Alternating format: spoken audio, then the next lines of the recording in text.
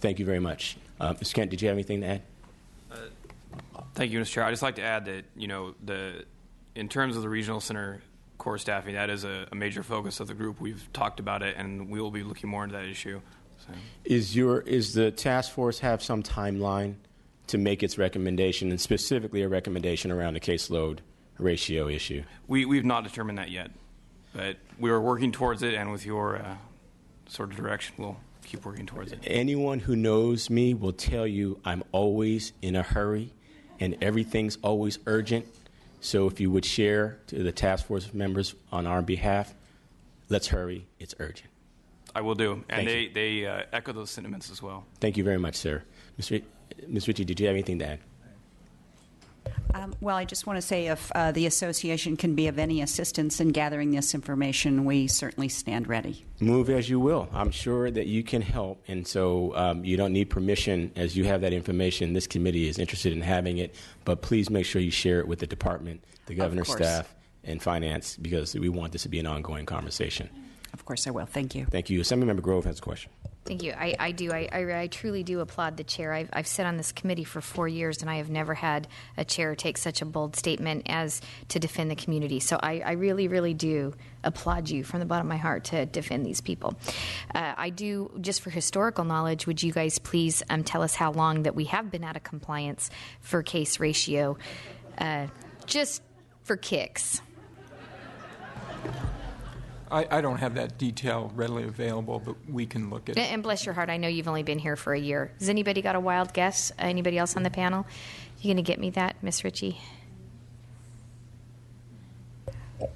I don't believe that I have. Oh, no, I don't have the date. All I know is by 2014, regional centers would have had to hire 661 service coordinators to comply for the community. Yes. And so we've but it doesn't tell you how far it goes back? No, but I know that we have access to this information. Both of us do. Okay, great. I appreciate that. Thank you. And remember, we're just dealing with the facts. These are just facts. And I know it's a fact that since at least 2010, we've been out of compliance, because that's when I started my job at Golden Gate Regional Center. And I know I scared Jim Shorter away, but if you can hear the sound of my voice, know that we've heard you since 2010. At least since 2010, we've been out of compliance. But we'll look forward to the information that the department can provide and that our friends at ARCA can provide on this issue. Thank you very much to the panel for your information. We look forward to the ongoing conversation. We'd like to hear from the speakers, please. Thank you.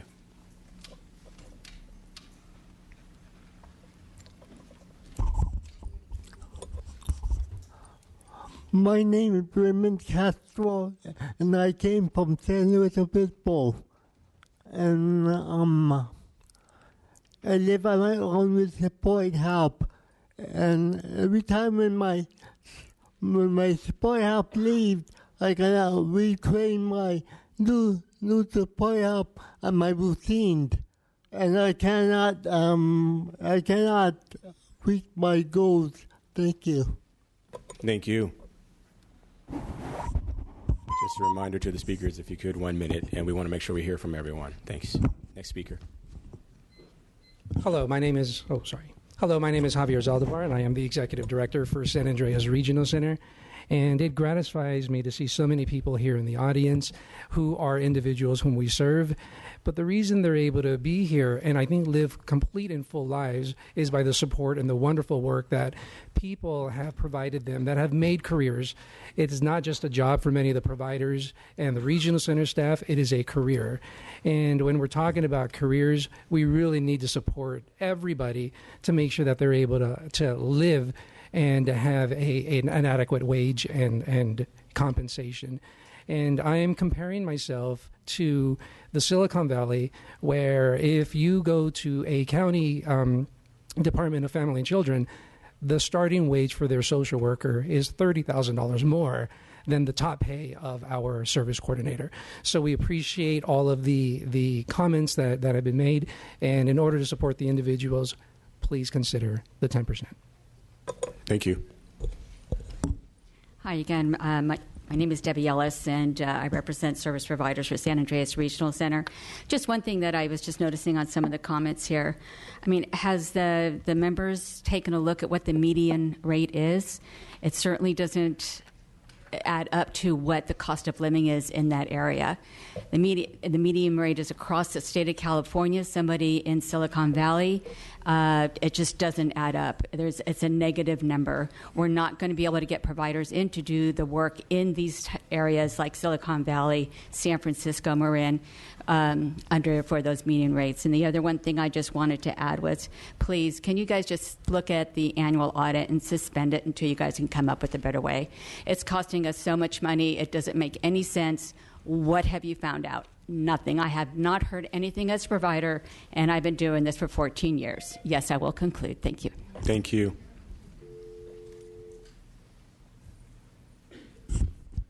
I'm Robert Scartham. I came here from St. Louis Obispo, and these are my needs. I lost four staff members in my home because of the budget cut. I wish we can keep them going because I also lost my money for PM, so I can't pay my bills. Thank you very much. Thank you, sir. Thank you.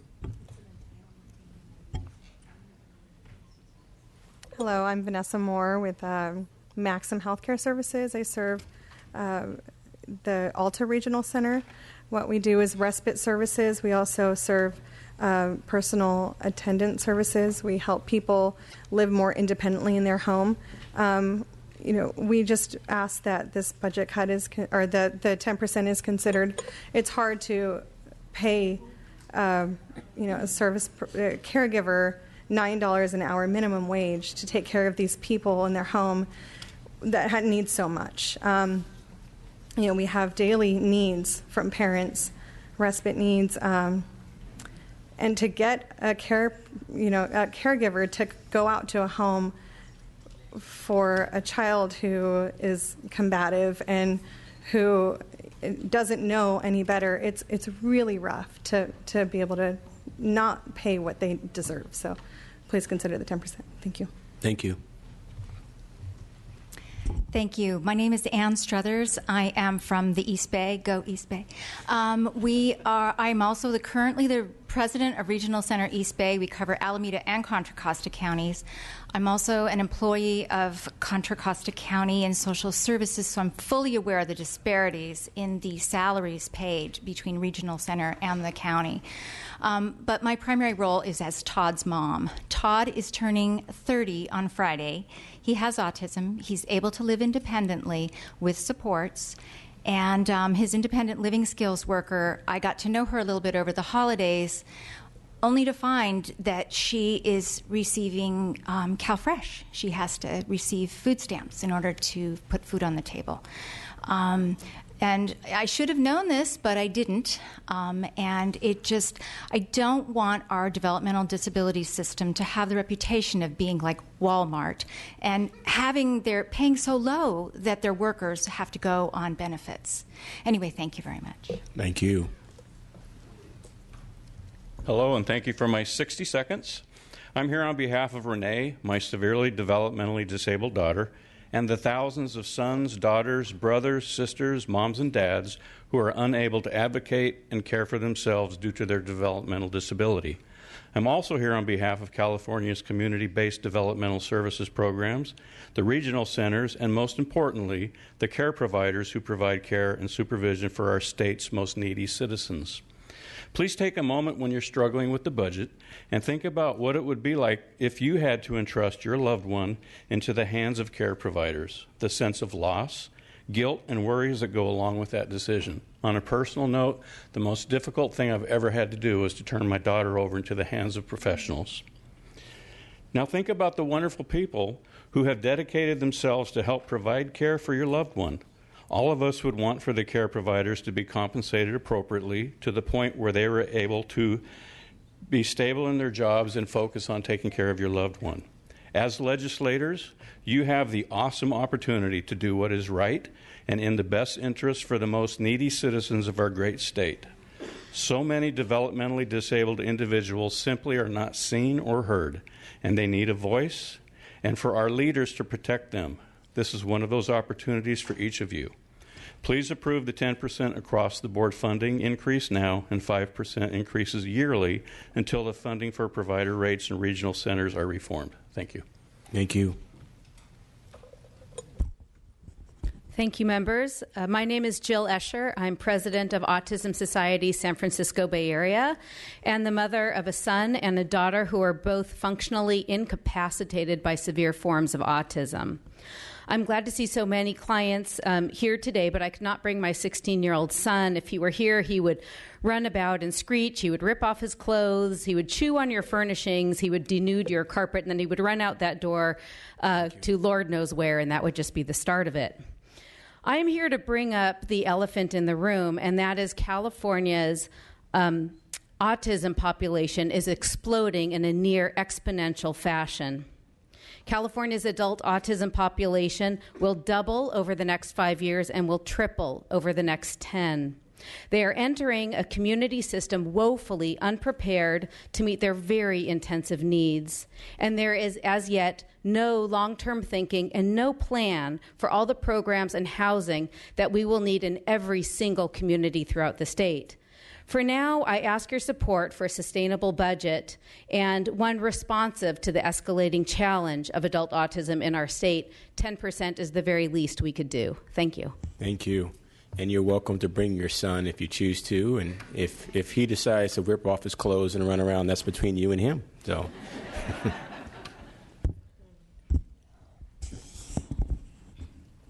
Hello. I want to first say thank you for your time. My name is Elizabeth Drake. I'm living with cerebral palsy. I am an employer advocate at the agency called STEP, Strategies to Empower People. In my life, I live on my own and work in my community. I also have high service needs and personal care needs, such as changing, eating, grooming, and other basic needs. When I hire staff, it is hard to keep them. The amount of work and care they do does not compare to how much they are paid. So they quit. I have to start all over trying to look for staff. This interrupts my work and personal life. I have seen countless agencies go out of business due to not enough funding. I do not ever want to go back to a group home or go back to not enjoying life to the fullest. I enjoy my independence and being a valued member of my community and want to keep it that way. I urge you to please allow this 10% funding increase. Remember me when you vote. Once again, I thank you for your time. 10. Thank you, Ms. Drake. Thank you very much.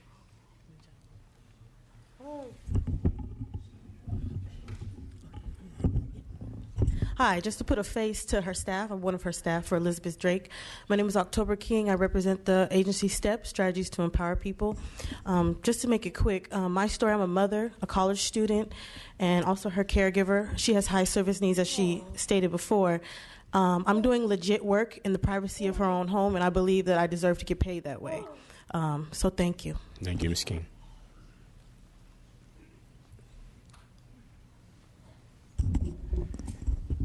Thank you, Mr. Chairman and members. Thank you for your patience for today in this hearing. We really appreciate this. My name is Carl London. I'm here on behalf of the California Disability Services Association. We have close to 100 community-based agencies statewide. I'm also a parent, also the current president of a local agency here in Sacramento. So I'm touching in this field on a lot of different angles. One of the biggest problems you have here that hasn't been talked about is the fact that back in the late 90s, we froze rates and decided that we would have a conversation about how we were going to set rates. We never fixed that. Nobody ever went back and picked that back up, and all the rates were just based off of those figures at that time. And what you see in this rate chart is just the history of what's happened since then. When you go back to 2006-07, you'll see we had an across-the-board increase, largely due to this budget subcommittee taking control of the issue, forcing it, with 3 legislators that were moms, one that was a brother, bipartisan group, that took a hold of this issue and urged the legislature and the governor to put the funding in like we're talking about today. We're revisiting this moment again, and this time we're coming to you with a different way of handling it. People always ask us, where are you going to get the money? It's sitting right there in the developmental centers. The faster you do this judo flip, the faster you'll have the money available to help fix the community and make it better for 280,000 people, not 1,000. Thank you very much. Thank you, sir. Dan Hoag, Los Trompas. I'm the executive director, and it's a sad day when I actually have to air dirty laundry in a public forum like this, but you want to know what it's really like. Recently, I had to have a conversation with our regional center informing them that we're going to be closing 2 of our residential facilities. These residential facilities operate at a $5,000 to $7,000 per month loss each. This is creating a $250,000 deficit in our overall budget, which our $5 million budget runs a $400,000 deficit each year. We are eating up our reserve funds. We are getting close to the point of emergency where we are going to have to look at even closing other programs besides our residential programs. The closure of these two residential programs displaces 12 clients. It also displaces about 20 staff that will need jobs and so forth. So it is a big impact. So when you say we're not sure that programs are closing because of rates, programs are closing because of rates. And we need this increase now. Our $500,000 deficit, our $400,000 deficit, that doesn't include the $350,000 that we do in fundraising every year. So the gap in a $5 million budget is truly $850,000. That's more than 10%. Let's do something. Thank you. Thank you, and I'm going to invite you to work with our staff. I know your agency, and it serves very close to my district, and we want to make sure that we track the situation as we work with you. So before you go, if you could speak with my staff, we want to make sure we're able to track that situation as we go forward. Thank you. Next speaker, please. Thank you. Good afternoon, members of the committee. My name is Andy Mack. I represent the ARC of Ventura County. I'm not here to tell you that we're going to be shutting down services and programs. I'm telling you that we have.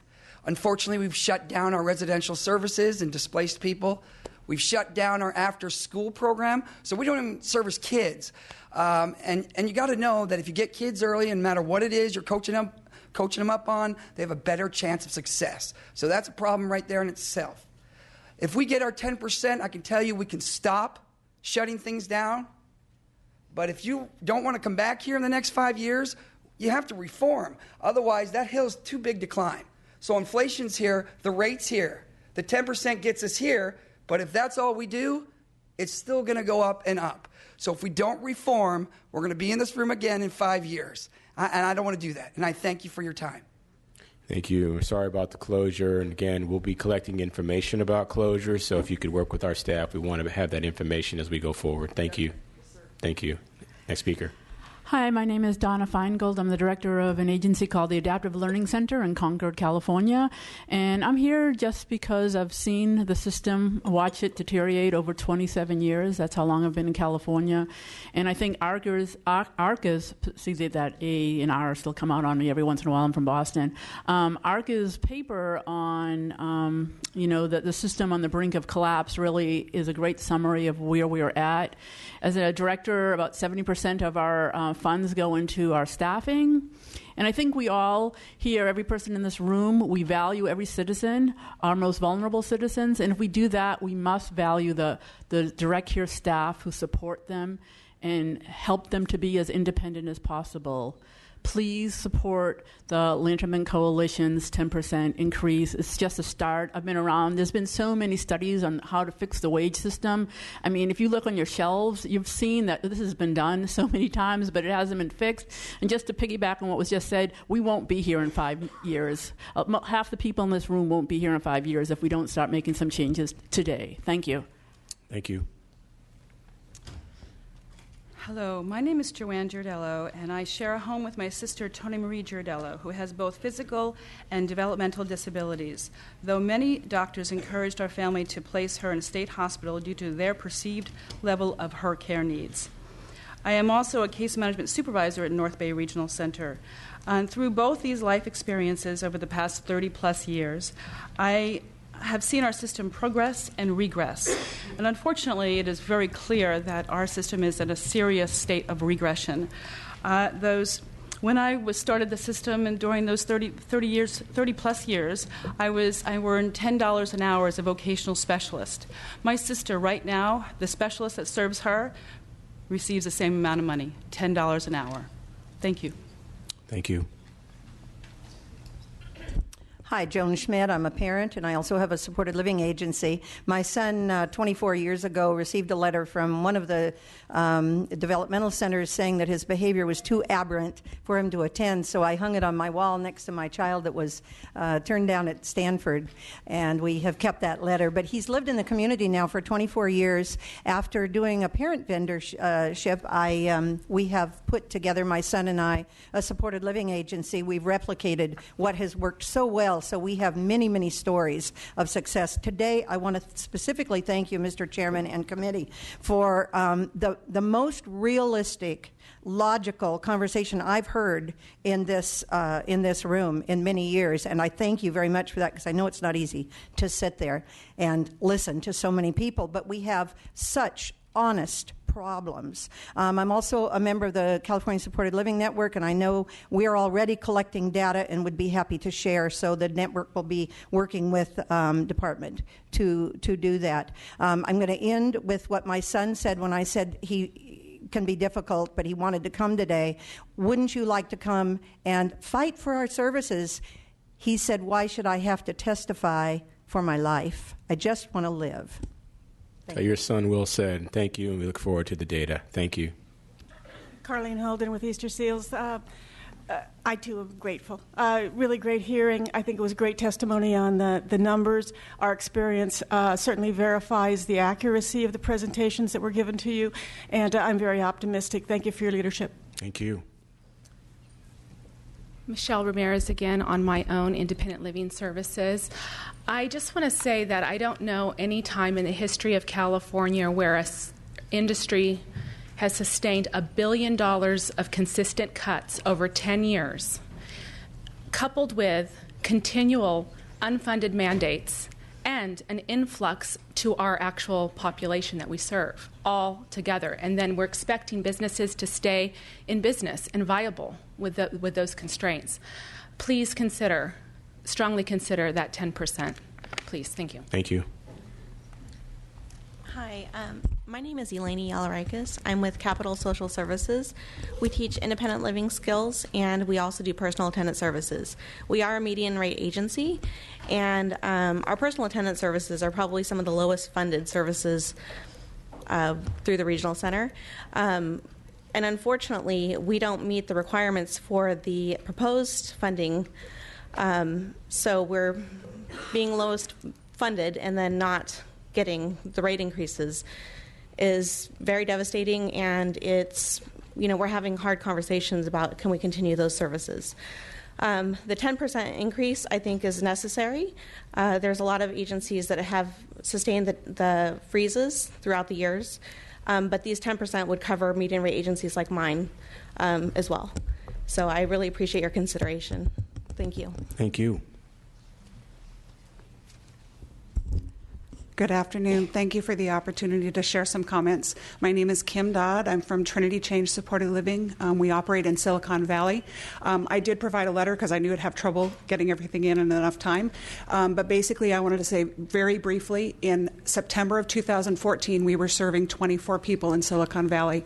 As of April 1st, we will be serving 20 people, and we are not accepting referrals because we don't know how to live within our means unless we get a rate increase. So these are very real issues.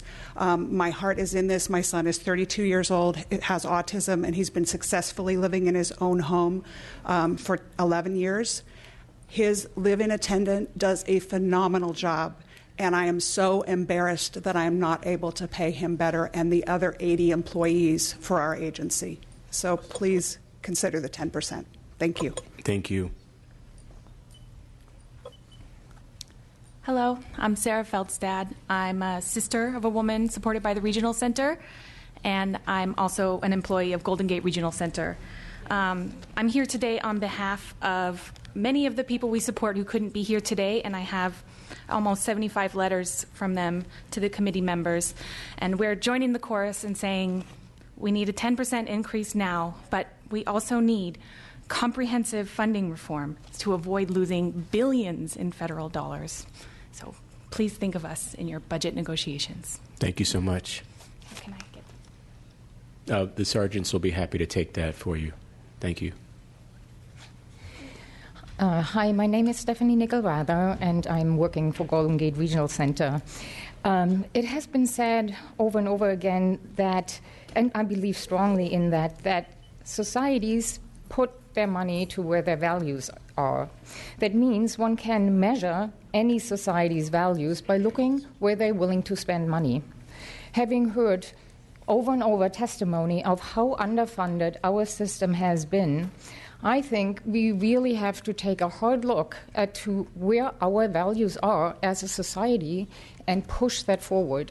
So I know you guys are in tough budget negotiations, but I urge you to translate your values into funding a system that allows people to live meaningful lives in places they choose. Thank you. Good to see my former colleague. Thank you, Ms. Nickel-Rather. Passing along my hellos. Thank you. Thank you for this opportunity. My name is Donna Betancourt, and I've lost my reading glasses, so I have very small print. But I'm retiring in May after a 40-year career here in Sacramento. I started out as a service coordinator at Kern Regional Center, and I can tell you then I had 75 open cases and 20 banked cases. So I know back at 75 we were out of compliance too.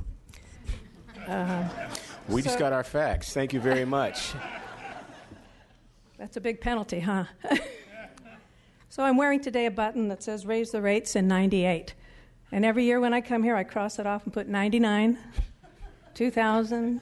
We're here at 2015, and we haven't raised the rates. I was there at the beginnings. The Lanterman Act traced a trajectory of hope for people in California that was amazing when I came into the field and moved into being able to start supported employment services, starting supported living in 1992, and that trajectory just stalled. So I'm here to say that we need to raise the rates in 2015. The knowledge, the skill, the commitment, they're all here. They're in the community, but they're not going to be tomorrow. So please raise our rates. Thank you. Let's hope we don't have to have any more buttons for next year either. Congratulations on your retirement. Thank you. Thank you. Good afternoon. My name is Rachel Huff. I'm the president of Tri-Counties Regional Center, Ventura, Santa Barbara, San Luis Obispo counties, and I'm a mother. And I'm here, first I want to say, Chairman, how much I appreciate you talking about the people that we serve by saying the people that we serve. It really means a lot. In our area, it is very hard to find people that can afford to have people that can work for the amount of money that we offer at the median rate. I would advocate absolutely for the 10%, but I also want to go back to what we talked about earlier, and that's the promise, the entitlement that we said we would give the people of California, the 280,000 plus people that we serve, that we made a promise that we would serve them and we would provide them with people to serve them, and we need to be able to continue to do that. Thank you. Thank you. Hi, my name is Forrest Huff, and I'm currently 10 years old, and when I was 2, I had autism. I was lucky enough to get service. Now I don't have it anymore, but there's still plenty of people that have it and have to live through it, and it's not an easy thing. And with all the budget cuts, they haven't been able to get service for it, and they've been stuck with it. And if you just gave us a 10% increase, there'd be many more people in the world that live a normal life and a happier life. Thank you. Mr. Warsef, stay right there for 1 second, because I'm a little older than 10. I don't know that I could do what you just did. And, there's going to be some openings here in 12 years for someone who wants to be in the assembly. So I just want to commend you for being here today, for your advocacy, and keep up the good work, Warsef. Thank you very much. My name is Ron Fell. I've been a volunteer in the developmentally disabled system since 1998, never drawn a penny for anything that I've done. I started as a day program volunteer at the Janet Pomeroy Center, which was then known as the Recreation Center for the Handicapped. I'm now in my 3rd year of serving as the board chair for Golden Gate Regional Center. I'm also a member of the executive committee for ARCA. I was also, going back to 2003, I was chair of the Golden Gate Regional Center Executive Search Committee that hired Jim Shorter.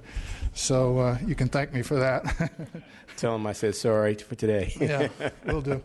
I had all sorts of things that I wanted to cover today, but I decided I just want to focus on one thing, and that's the incomplete portion of your question that was so probing about the caseload ratios. You've asked pretty much everything except why.